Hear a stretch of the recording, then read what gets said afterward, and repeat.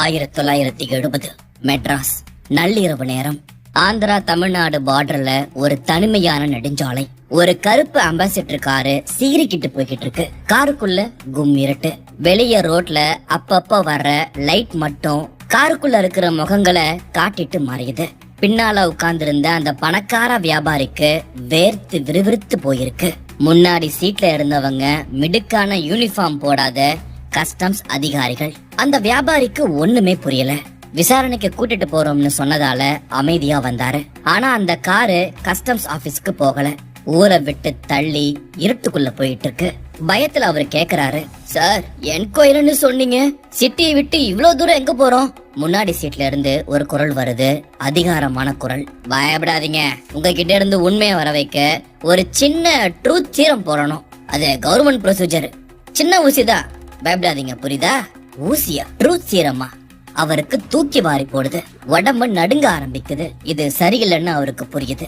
திடீர்னு ஒரு ஒதுக்குப்புறமான இடத்துல கார் நிக்குது. ஏய் இறங்கட அப்படின்னு ஒரு அதட்டல். அந்த வியாபாரி சுதாரிக்கிறதுக்குள்ள அவர் கழுத்துல சில்லுன்னு ஒரு ஊசி இறங்குது. சத்தம் இல்ல, ரத்தம் இல்ல, அலறல் இல்ல. சில நொடிகள்ல அந்த உடம்புல இருந்து உயிர் பிரிஞ்சு போச்சு.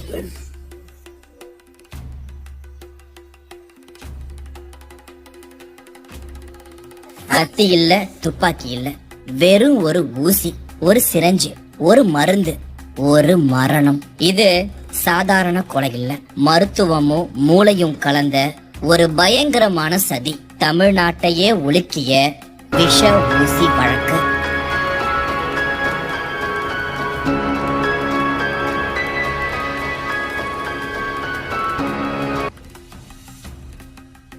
ஆயிரத்தி 1970 மெட்ராஸ் இப்போ இருக்கிற மாதிரி ஒரு பரபரப்பு இல்லாத ஒரு நிம்மதியான சிட்டி. ஆனா அந்த நிம்மதிக்கு பின்னாடி பணம், தங்கம், ஹவலான ஒரு மிகப்பெரிய அண்டர் கிரவுண்ட் எக்கானமி ஓடிட்டு இருந்துச்சு. அதோட மெயின் ஹப் நம்ம சென்ட்ரல் ஸ்டேஷன் பக்கத்துல இருக்கிற அந்த லாட்ஜ் தான். அங்கதான் இவங்க அந்த ஆடுபுலி ஆட்டத்தை ஆடினாங்க. இந்த ஆட்டத்துடைய டைரக்டர் டிவி வைத்தீஸ்வரன் பார்க்க ஒரு சாதாரண பார்மசிஸ்ட். ஜார்ஜ் டவுன்ல கௌரவமா ஒரு மருந்து கடை வச்சிருந்தாரு. ஆனா அவருடைய மூளை அது ஒரு சைத்தான் மூளை. மனுஷனை காப்பாத்த வேண்டிய அந்த மெடிக்கல் நாலேஜ மனுஷனை எப்படி சத்தம் இல்லாம முடிக்கலாம் அப்படின்னு யோசிக்க யூஸ் பண்ணான். அவர் ஒண்ணு தனியா இல்ல, இந்த கிரைம கச்சிதமா முடிக்க அவர் கூட ஒரு 7 பேரு. அதுல முக்கியமானவங்க பார்த்தசாரதி, வேணுகோபால், அப்புறம் டிரைவர் அபியூப் கான். வைத்தீஸ்வரன் பிளான் போட்டு கொடுத்தா அந்த பிளான தத்துவமா நடிச்சு காட்டுறது இவங்க வேலை. அவங்க ஸ்கிரிப்ட் ரொம்ப சிம்பிள். ஸ்டெப் 1, லாட்ஜ்ல வேலை செய்யற ரூம் பாய்ஸ காசு கொடுத்து கைக்குள்ள போடுவாங்க. யார்கிட்ட நிறைய பணம் இருக்கு, யாரு பர்மா பஜாருக்கு சரக்கு கொண்டு வந்திருக்கு அப்படின்னு டிப்ப வாங்குவாங்க. டார்கெட் லாக் ஆன உடனே ஆக்ஷன் ஆரம்பிக்கும். கஸ்டம்ஸ் அபிஷியல்ஸ் மாதிரி கெட்ட போடுவாங்க. ஒரு கருப்பு அம்பாசிடர் காரு, முகத்துல ஒரு மிடுக்கு, நேரா லாட்ஜ் ரூமுக்குள்ள நுழைஞ்சு ஒரு அதட்டல். கஸ்டம்ஸ் ரைடு, உங்க மேல கம்ப்ளைண்ட் வந்திருக்கு, என்கொயரி பண்ணணும், என் கூட வாங்க அப்படின்னு அதட்டலா சொல்லுவாங்க. அந்த காலத்துல கவர்மெண்ட் ஆபீசர்ஸ்னு சொன்னாலே பாதி உயிர் போயிரும். அதுவும் கஸ்டம்ஸ் அப்படின்னா வியாபாரிகளுக்கு கையும் ஓடாது, காலும் ஓடாது. யாரும் எதிர்த்து ஒரு கேள்வி கூட கேட்க மாட்டாங்க. அப்படிதான் அவங்களுடைய ஒவ்வொரு டார்கெட்டும் அவங்களுடைய அந்த சாவு வண்டியில தானா வந்து ஏறி உட்காருவாங்க. இப்படியே ஆரம்பிச்சதுதான் இந்த வழக்கு. தமிழ்நாட்டை உழுக்கின இந்த வழக்குடைய மூளை இதுதான், நடைபெற விதம் இதுதான். சோ இந்த வழக்குல யார் யார எப்படி எப்படி அவங்க காலி பண்ணாங்க அதை நீங்க தெரிஞ்சுக்கணும். முதல் பலி வடிவேலன் செட்டியார். காலம் அக்டோபர் 1970. இந்த மரண ஆட்டம் ஆரம்பிச்சது ஹோட்டல் டி பிராட்வேல. அங்க வேலை செஞ்ச ஜப்ருல்லா, மஜித்னு 2 ரூம் பாய்ஸ். இவங்க தான் வைத்தீஸ்வரன் கேங்கோட கண்ணும் காதும். அவங்க தான் அந்த டிப்ப குடுக்கறவங்க. அண்ணே, வடிவேல் செட்டியார்னு ஒரு ஆள் தங்கி இருக்கிறாரு, மலேசியா பார்ட்டி, கையில கணக்கில்லாத பணம், சும்மா 1.5 லட்சம் இருக்குனே. இப்படி டிப்ப கொடுத்ததும் பிளான் ரெடி ஆகுது. வைத்தீஸ்வரன், பார்த்தசாரதி, வேணுகோபால், அயூப் கான் இப்படி 4 பேரும் கஸ்டம்ஸ் அதிகாரிங்க மாதிரி அந்த ஹோட்டலுக்குள்ள போறாங்க. செட்டியார விசாரணைன்னு சொல்லி மிரட்டி ஒரு டாக்ஸில தூக்கிட்டு போறாங்க. ஆனா இந்த தடவை ஊசி இல்ல. இது அவங்க ஃபர்ஸ்ட் டைம் பண்றதுனால இது ஒரு டெஸ்ட் டிரைவ் மாதிரி. வைத்தீஸ்வரன் தன்னுடைய பார்மசில இருந்து கொண்டு வந்த நிறைய தூக்க மாத்திரைகள் செட்டியார மிரட்டி அத வாயில போட்டு மொத்தமா முழுங்க வைக்கிறாங்க. கொஞ்ச நேரத்துல அவர் மயங்கி விழுறாரு. அவர்கிட்ட இருந்த 1.5 லட்சம் பணம், காஸ்ட்லி வாட்ச் எல்லாத்தையும் உருவிட்டு சென்னேரின்ற ஒரு கிராமத்துல ரோட்டு ஓரமா தூக்கி வீசிட்டு போயிடுறாங்க. காலையில பார்த்த கிராமத்து மக்கள் அவர் இன்னும் உயிரோட இருக்கிறதுனால செங்கல்பட்டு ஹாஸ்பிட்டல்ல சேர்க்கறாங்க. அப்படியே ஹாஸ்பிட்டல்ல 2 நாள் ஆச்சு, அவர் கண்ணை திறக்கவே இல்லை. அப்படியே ஹாஸ்பிட்டல்லையே அவர் உயிர் பிரிஞ்சு போச்சு. போலீஸ் இந்த கேஸ ரிஜிஸ்டர் பண்றாங்க. ஆனா இங்கதான் ஒரு ட்விஸ்ட். உடம்புல வெட்டு காயம் இல்ல, ரத்தம் இல்ல. அதனால போலீஸ் இது ஒரு தற்கொலை அல்லது சந்தேக மரணம் அப்படின்னு கேஸ முடிச்சாங்க. அதே சமயம் ஷர்ட் காலர்ல இருந்த டைலர் லேபிள வச்சு ஆள் யாருன்னு கண்டுபிடிச்சாங்க. ஆனா கொலையாளிகள் யாருன்னு ட்ரேஸ் பண்ண முடியல. ஃபைல் க்ளோஸ் ஆச்சு. இது வைத்தீஸ்வரனுக்கு ஒரு பெரிய தைரியத்தை கொடுத்துச்சு. நம்ம மெத்தடு ஒர்க் அவுட் ஆகுது, போலீஸ் கண்ணுல மண்ணை தூவுறது ரொம்ப ஈஸின்னு அந்த நிமிஷம் அவன் நினைச்சான். அந்த ஒரு தப்பு அடுத்து வரப்போற பல உயிர்களை காவு வாங்க போகுதுன்னு அன்னைக்கு அந்த போலீஸ்க்கு தெரியல. ஒரு கொலை செஞ்சா பயம் வரும், 2வது கொலை செஞ்சா தைரியம் வரும். இவங்களுக்கு அந்த தைரியம் வெறியா மாறுச்சு. 2வது பலி ஷாவுல் ஹமீத், மார்ச் 1971. அடுத்த டார்கெட் மலேசியால இருந்து வந்த ஷாவுல் ஹமீத். அவரும் அதே ஹோட்டல் டி பிராட்வேல தான் தங்குறாரு. அவர் கையில 55,000 ரூபாய் பணம். வழக்கம் போல டிப் வருது, கேங்கு கிளம்புது. ஆனா இந்த தடவை பிளான்ல ஒரு சின்ன மாற்றம். அவரை தூக்கிட்டு போய் ஒரு ஏசி காட்டேஜ்ல உட்கார வச்சு அதே ட்ரூத் சீரம் நாடகத்தை நடத்துறாங்க. இங்கதான் அந்த விஷ ஊசி தன்னோட வேலைய ஆரம்பிக்குது. வைத்தீஸ்வரன் ஒரு பெரிய டோஸ் பெத்தரின அந்த சிரிஞ்சில ஏத்தி இறக்கமே இல்லாம ஹமீத் உடம்புல செலுத்துறாரு. சில நொடிகள் கண்கள் சொருகுது, ஹமீது சரிஞ்சு விடுறாரு. மயங்கி போன அவரை கார்ல ஏத்தி ஆந்திரா பார்டர் கொண்டு போறாங்க. அங்க நகரிப்பேட்டன்ற இடத்துல ரோட்டோரமா இருக்கிற ஒரு மரத்துல அவர் உடம்ப தொங்க விட்டு போயிடுறாங்க. காலையில பாக்குற ஊர் ஜனங்க என்ன நினைப்பாங்க, ஏதோ பிரச்சனை போல இருக்கு, அதாவது தற்கொலை பண்ணிட்டான் போல இருக்கு அப்படின்னு நினைச்சாங்க. போலீஸும் அதையே நம்பினாங்க. கேஸ் மறுபடியும் க்ளோஸ். இந்த இடத்துல தான் துரோகம் வருது. 2 பெரிய கேஸ முடிச்சிட்டு கேங் மெம்பர்ஸ் அந்த ரத்த பணத்தை வச்சு ஜல்சா பண்றாங்க. அதுல குறிப்பா வேணுகோபால் தண்ணி மாதிரி பணத்தை செலவு பண்றத அவங்க ஃப்ரெண்ட்ஸ் தட்சிணாமூர்த்தி பாக்குறாரு. இந்த தட்சிணாமூர்த்தி சும்மா இல்ல, அவரு கஸ்டம்ஸ் டிபார்ட்மெண்ட்டுக்கு உண்மையாவே இன்ஃபார்மர். அவருக்கு சந்தேகம் வருது. ஸ்ட்ரெயிட்டா போய் கஸ்டம்ஸ் கிட்ட என் ஃப்ரெண்டு வேணுகோபால் கோல்டு ஸ்மக்லிங் பண்ற மாதிரி தெரியுது அப்படின்னு போட்டு கொடுக்கறாரு. கஸ்டம்ஸ் அதிகாரிங்க வேணுகோபால் வீட்டுல ரைடு பண்றாங்க. தங்கம் பெருசா இல்ல, ஆனா அங்க ஒரு பேப்பர் மாட்டுது. அந்த பேப்பர்ல முதல் பலியான வடிவேலன் செட்டியார் கிட்ட இவங்க கஸ்டம்ஸ் மாதிரி நடிச்சு மிரட்டி வாங்கின ஸ்டேட்மெண்ட் இருக்கு. வேணுகோபாலுக்கு விஷயம் தெரிஞ்சு போச்சு. நம்ம கூடவே இருந்த தட்சிணாமூர்த்தி தான் நம்மள காட்டி கொடுத்துட்டான், அவன் உயிரோட இருந்தா நம்ம கேங்குக்கு ஆபத்துன்னு நினைச்சு ஒரு பயங்கரமான ரிவெஞ்ச் பிளான் ரெடி ஆகுது. வேணுகோபால் தட்சிணாமூர்த்தி கிட்ட போய் ஒன்னும் தெரியாம நடிக்கிறாரு. மச்சான், பழைய பகையெல்லாம் விடு, பெங்களூருக்கு ஒரு ஜாலியா ட்ரிப் போலாம் வரியா அப்படின்னு கூப்பிடுறாரு. பாவம் அந்த மனுஷன் இவன் மலையில விழுந்து நம்பி கார்ல ஏறாரு. காரு ஆந்திரா பார்டரை தாண்டும் போது கார் நிக்குது.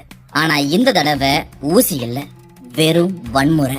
உள்ள இருந்த பார்த்த சாரதியும் வேணுகோபாலும் சேர்ந்து தட்சிணாமூர்த்திய அடிச்சே போடுறாங்க. தடையமே இருக்க கூடாதுன்னு உடம்ப ஒரு பாலத்து மேல போட்டு பெட்ரோலை ஊத்தி தீ வச்சிடறாங்க. சாட்சியே இல்லாம ஒரு மனுஷன் சாம்பலா போயிட்டான். ஒரு உயிர் பணத்துக்காக இல்ல, பயத்துக்காகவும் துரோகத்துக்காகவும் கருகி போச்சு. இப்போ இந்த கேங் வெறும் திருடங்க மட்டும் இல்ல, ஈவு இரக்கம் இல்லாத மிருகமா மாறின ஒரு கேங். ஒரு பக்கம் எரிஞ்சு போன தன்னுடைய மகன் தட்சிணாமூர்த்தி திரும்பி வருவான்னு அவருடைய வயசான அப்பா மெட்ராஸ்ல இருக்கிற நார்த் பீச் போலீஸ் ஸ்டேஷன்ல படியேறி இறங்கிட்டு இருக்கிறாரு. புகார் கொடுத்தாச்சு. ஆனா போலீஸ் விசாரணை அது கிணத்துல போட்ட கல்லு மாதிரி, எந்த முன்னேற்றமும் இல்ல. ஒரு அப்பாவுடைய கண்ணீர் அரசாங்க ஃபைலுக்குள்ள காணாம போச்சு. இந்த இடைவெளியில அந்த கேங் அடுத்த வேட்டைக்கு தயாராகுது. ஆனா இந்த முறை அவங்களுக்கு ஒரு புது கூட்டாளி தேவைப்படுறான். அப்பதான் அயூப் கான் மூலமா அறிமுகமாகறவன் தான் காதர். காதர் ஒண்ணு சாதாரண ஆள் இல்ல. ஏற்கனவே பல கடத்தல் பார்ட்டிகளுக்கு வேலை செஞ்சவன், நிறைய ஃப்ராட் வேலை பண்ணி அதுல ஊறி போனவன். அயூப் கான் மெல்ல காதர் கிட்ட பேச்சு கொடுக்கறான்.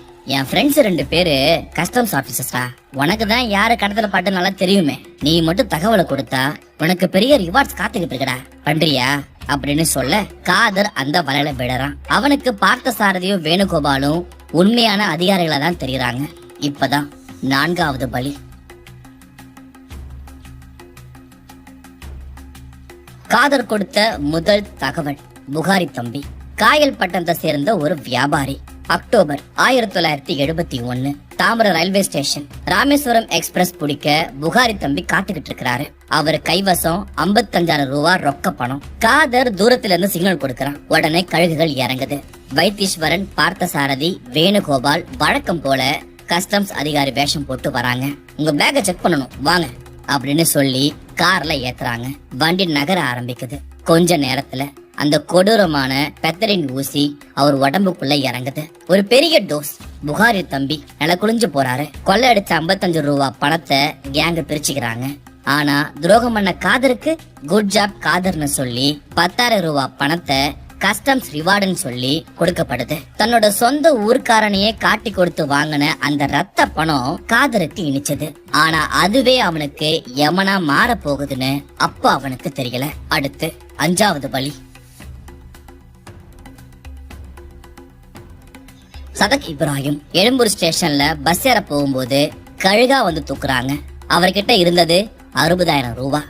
ஆனா இங்கதான் ஒரு பயங்கரமான சம்பவம் நடக்குது. அவருக்கு பெத்தரன் ஊசி போட்டதுக்கு அப்புறமும் உயிர் போகல.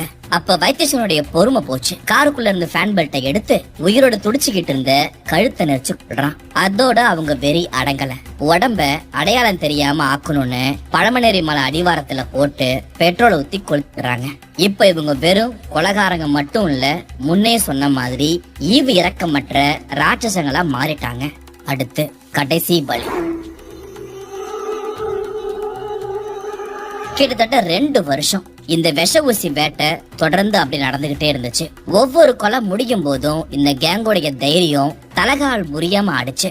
நம்மள யாரும் பிடிக்க முடியாது, நாம தான் ராஜான்னு ஒரு திமிர்ல இருந்தாங்க. ஆனா அரசன் அன்று கொள்வான், தெய்வம் நின்று கொள்ளும்னு சொல்லுவாங்கல்ல. அவங்க கடைசியா குறி வச்சது தாய்க்கா தம்பிங்கிற ஒரு பெரிய தங்க வியாபாரிய. அவரை பெங்களூர்ல 2 நாள் ஃபாலோ பண்ணி ஸ்கெட்ச் போடுறாங்க. அவர் மெட்ராஸ் வந்து இறங்கினதும் அவருடைய பையில இருந்த 23 தங்க பிஸ்கட்டுகளோட அவர் தூக்குறாங்க. அதே அம்பாசிடர் காரு, அதே பெத்தரின் ஊசி, அதே கொலை. ஆனா இந்த தடவை அந்த கேங் ஒரு பெரிய தப்பு பண்ணிட்டாங்க. அந்த ஒரு தப்பு அவங்க கழுத்துல கயிறா மாற காத்துட்டு இருந்துச்சு. ஆட்டம் முடிவுக்கு வர நேரம் வந்துருச்சு. தாய்க்கா தம்பியோட ஃபேமிலி சாதாரண ஆளுங்கல்ல. அவங்க சும்மா விடல. அவர் காணாம போனதுமே 7 வால்ஸ் போலீஸ் ஸ்டேஷன்ல கம்ப்ளைண்ட் கொடுக்கறாங்க. மாசம் 2 ஆச்சு, ஒரு தகவலும் இல்ல. அவங்க அடுத்த லெவலுக்கு போறாங்க. சிபிசிஐடிக்கு மாத்தணும்னு போராடுறாங்க. கடைசியா கேஸ் மாறுது. இந்த கேஸ் தமிழ்நாட்டோடைய 2 பிரில்லியன்ட் ஆபீசர் கைக்கு போகுது. டிஐஜி எஸ் கிருஷ்ணராஜ் மற்றும் எஸ்பி கேவி ஞான சம்பந்தம். இவங்க கம்ப்யூட்டர் வச்சோ மாடர்ன் டெக்னாலஜி வச்சோ தேடல. Pure old school detective work. மனுஷங்கிட்ட இருந்து உண்மையை வரைய வைக்கிறது தான் அவங்களுடைய ஸ்டைல். தாய்க்கா தம்பியுடைய லாஸ்ட் கால்ஸ் அவருடைய ஃப்ரெண்ட் சர்க்கிள்ல இன்வெஸ்டிகேட் பண்ண ஆரம்பிக்கிறாங்க. அப்பதான் ஒரு லூப்போல் சிக்குது. முகமது தம்பி அப்படின்னு ஒரு சங்கு வியாபாரி. அவரை தூக்கி உள்ள வச்சு சிபிசிஐடி ஸ்டைல்ல கொஞ்சம் கவனிச்சதும் உண்மையை கக்கிறாரு. ஆமா சார், நான் தான் சேனல்ல இருக்கிற காதர்னு ஒரு ஆளுக்கு டிப்பு கொடுத்தேன். தாய்க்கா தம்பி கிட்ட தங்க கட்டி இருக்குன்னு நான் தான் சார் காட்டி கொடுத்தேன் அப்படின்னு ஒத்துக்கிறாரு. அது போதும், அந்த ஒரு வார்த்தை போதும். அடுத்து அந்த காதரை பிடிக்கிறாங்க. அவர்கிட்ட நடத்தின இன்வெஸ்டிகேஷன்ல சிலந்தி வலை மாதிரி பின்னி இருந்த மொத்த கூட்டமும் சிக்குது. The master mind pharmacist Vaitheeswaran, the actors Parthasarathy, Venugopal, Ayub Khan, எல்லாரோட பேரும் வெளியே வந்துருச்சு. போலீஸ் டீம் அதிரடியா வைத்தீஸ்வரனை அரெஸ்ட் பண்றாங்க. அவரு வாயை திறந்தா போலீஸ்க்கே அதிர்ச்சி. அவர் சொன்னது ஒரு கொலை இல்ல, 2 கொலை இல்ல, 7 கொலை. ஒவ்வொரு கொட்டையும் எப்படி பிளான் பண்ணாரு, எப்படி ஊசி போட்டோம், எங்க உடம்ப போட்டோன்னு A to Z ஒப்புதல் வாக்குமூலம் கொடுக்கறான். அப்பதான் போலீஸ்க்கே ஒரு பயங்கரமான உண்மை புரியுது. அவங்க கடந்த 2 வருஷமா தற்கொலை, அடையாளம் தெரியாத சந்தேக மரணம்னு ஃபைல க்ளோஸ் பண்ண 7 கேஸுமே இந்த ஒரு கேங் பண்ணுன சீரியல் மர்டர்ஸ் தான். தூசு படிஞ்ச அந்த கேஸ் எல்லாம் விஷ ஊசி ஃபைல்ஸா கடைசியா திறக்கப்பட்டுச்சு. 1974 பிப்ரவரி மாதம் சரித்திர முக்கியத்துவம் வாய்ந்த ஒரு தீர்ப்பு எழுதப்பட்டுச்சு. பணத்துக்காகவும் பேராசைக்காகவும் மருத்துவ அறிவை கொலைக்கு பயன்படுத்தின அந்த கொடூர குற்றவாளிகளுக்கு மரண தண்டனை. வைத்தீஸ்வரன், பார்த்தசாரதி 2 பேருக்கும் தூக்கு. உடந்தையா இருந்த மத்தவங்களுக்கு ஆயுள் தண்டனை. ஜூலை 1974 அதிகாலை நேரம். எந்த கைகளை வச்சு அப்பாவிகளுக்கு விஷ ஊசி போட்டாங்களோ அதே கைகள் பின்னாடி கட்டப்பட்டுச்சு. எந்த கழுத்துல ஊசியை இறக்கி அப்பாவிங்களை கொன்னாங்களோ அதே கழுத்துல கயிறு விழுந்துச்சு. லிவர் இழுக்கப்பட்டு ஒரு சத்தம், அப்புறம் அமைதி. ஊசி போட்டு கொன்னவன் ஊசல அடித்தான். சோ குற்றம் கச்சிதமா இருக்கலாம், ஆனா கர்மாவை ஏமாத்த முடியாது. இதுதான் தமிழ்நாட்டை உழுக்கின விஷ ஊசி வழக்குடைய ரத்த சரித்திரம்.